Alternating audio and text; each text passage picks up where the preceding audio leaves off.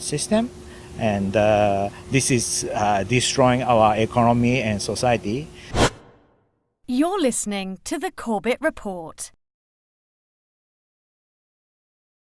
Welcome, friends. James Corbett here in the sunny climes of Western Japan in August 2016. It is sunny, so it's Japanese Hat Day today on the Corbett Report. If you're not watching the video version of this interview, you should be, if only for the funky Japanese hats, because I'm not here by myself. I am joined by a real live flesh and blood human being for a change, rather than a Skype entity.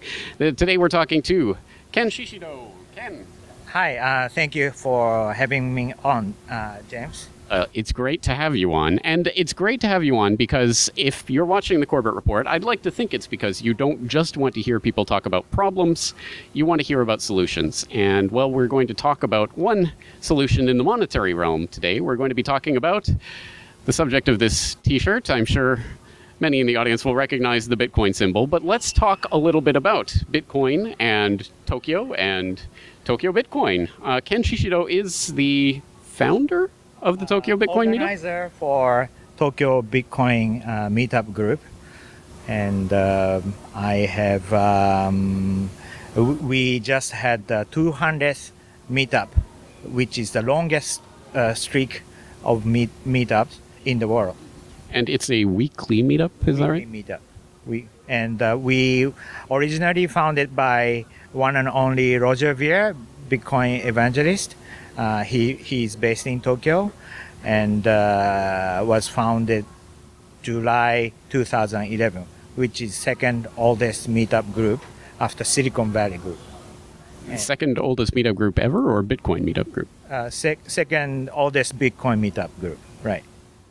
So what kind of things do you do on a weekly basis? It's a casual gathering. So we will just, talk about exchange information about Bitcoin, and some of us founded Bitcoin companies. But basically, casual gathering. Well, I will throw some of the footage from some of your gatherings on the screen. Some interesting ones involving burlesque dancers, even. It's an interesting group. And I hope I can come out and join you guys sometime when I actually get out of my home city and over to Tokyo. Yeah. Increasingly difficult for a stay-at-home dad. But let's talk a little bit about your story. Why Bitcoin? Okay. How I got Bitcoin goes back to actually around about 2004 and 5. I was working at a phone company responsible for corporate accounts. And my customers are Lehman Brothers, Goldman Sachs, all that kind of mega financial institutions. Then I was visiting their Tokyo headquarters in premier locations, right?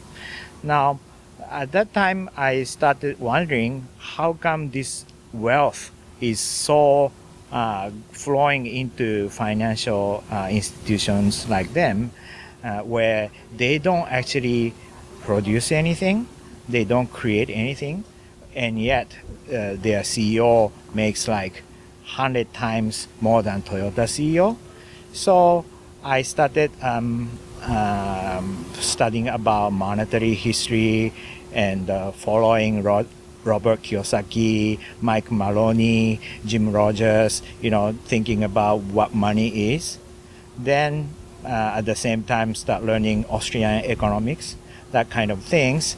Then I realized this, the root cause of this craziness in the world is to do with the monetary system.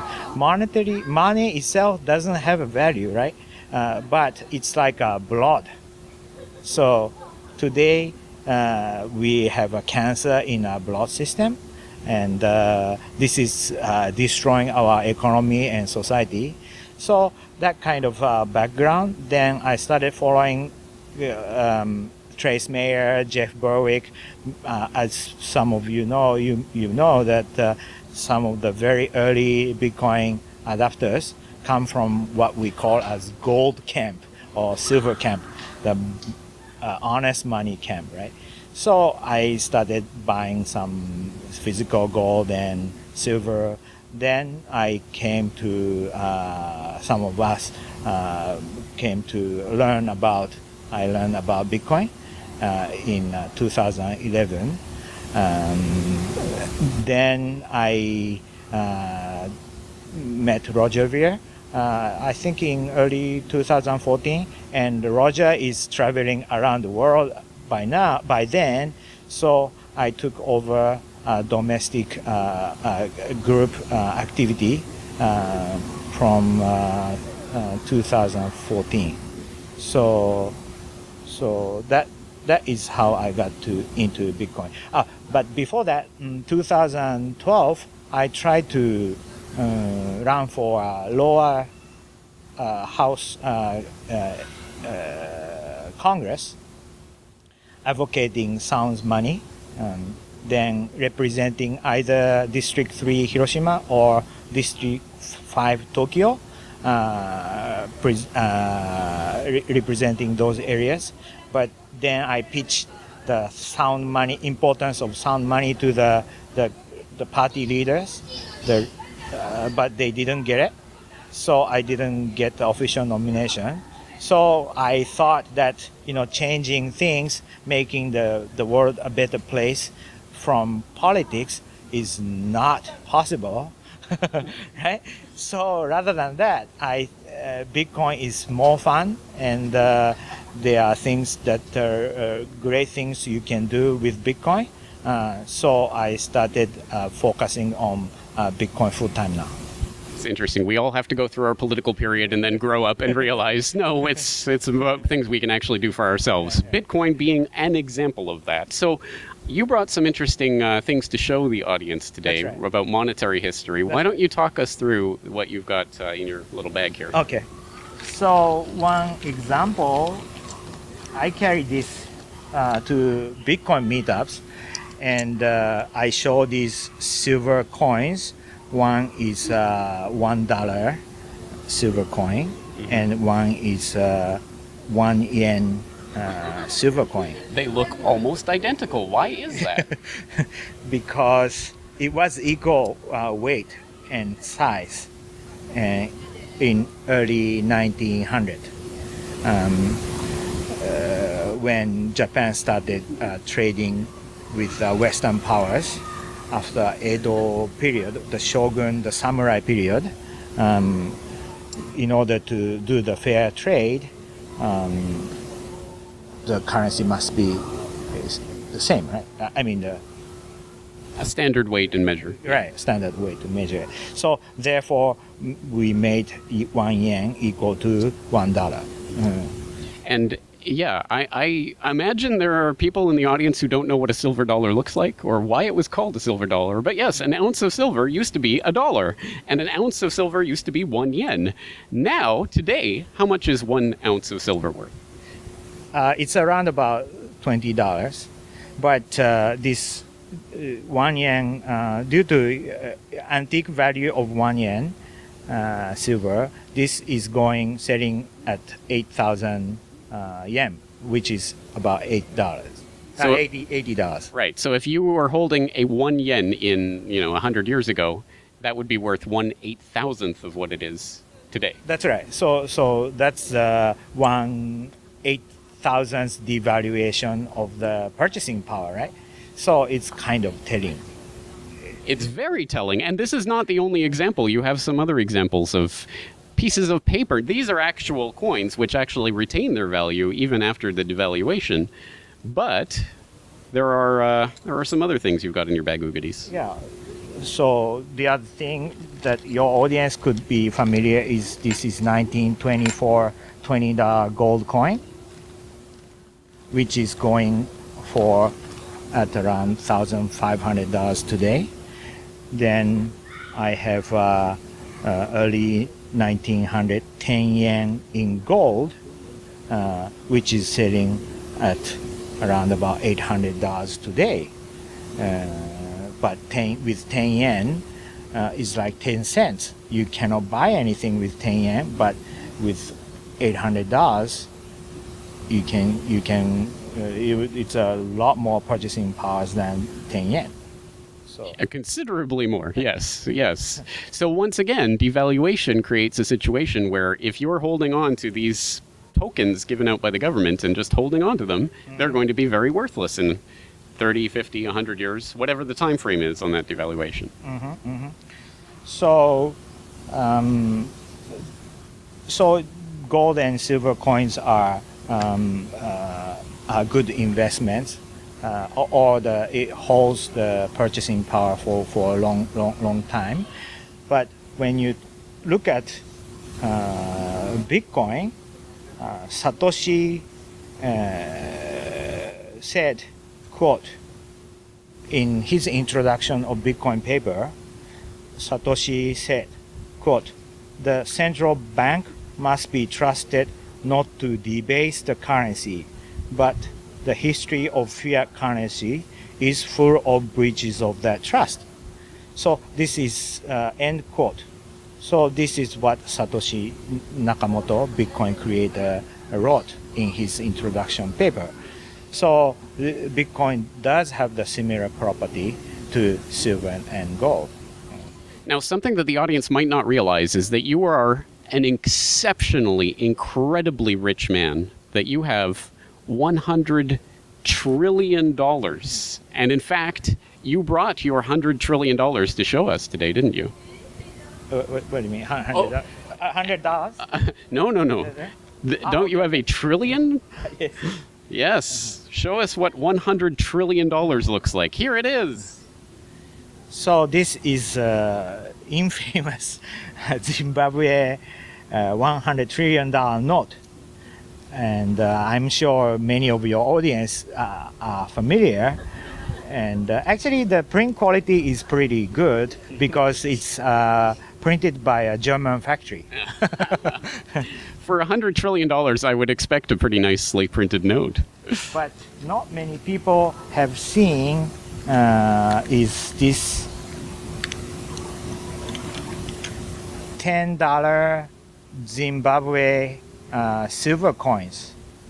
This is going at like, at least monetary silver value is $20, but the premium would be much more. Right. But it keeps its purchasing power. Yes. Although it's 10 Zimbabwe dollars. Right. Which I don't know what that's worth now. How much is a $100 trillion note worth now? This has been completely. There is a denomination, so this paper does not have any value at all. So there you go. Go from 100 trillion to nothing, just like that. Well, it is basically toilet paper, and it's not worth the money that it's printed on, which is, that's a sign of something. So what is the answer to this? If we keep getting these tokens, these meaningless pieces of paper or tokens from government that are constantly being devalued because governments love to print more and more and more and more until they're worth nothing, what's the answer? Well, ultimately, we are seeing hyperinflation in places like Venezuela or other places. But the history of fiat money has, all the money, paper money has gone to zero. So it is inevitable that, that our current paper system is going to end. Come to an end. That's right. Every single paper currency ever has gone to zero at some point. It's just a matter of when. And one can envision that happening fairly rapidly given the state that we're in today. So how does Bitcoin circumvent this problem? Bitcoin is still Bitcoin is still development phase. So it is not so easy to securely hold Bitcoin for average investors, but buying some Bitcoins and understand, play with it, would be a good start. Then if you feel comfortable, then maybe you buy a few $100 worth of Bitcoins or $1,000 worth of Bitcoin, whatever you afford to lose. And that would be the good way to start. I would agree. I mean, you start out with a small amount, so you figure out how to use it and what you can use it for, and then you increase from there as you feel comfortable and as you start to learn about it. And I assume when you go to a meetup group like the Tokyo Bitcoin Meetup, if you are new, you can start to find out about paper wallets and ways to secure your Bitcoin. Correct. So, yeah, opportunities are always in front of us, and it's up to you to take your action. And I have come to conclude after all these years that I cannot change anybody. Only I can change myself. So, yeah, just learn a bit more about Bitcoin, and you start playing with it.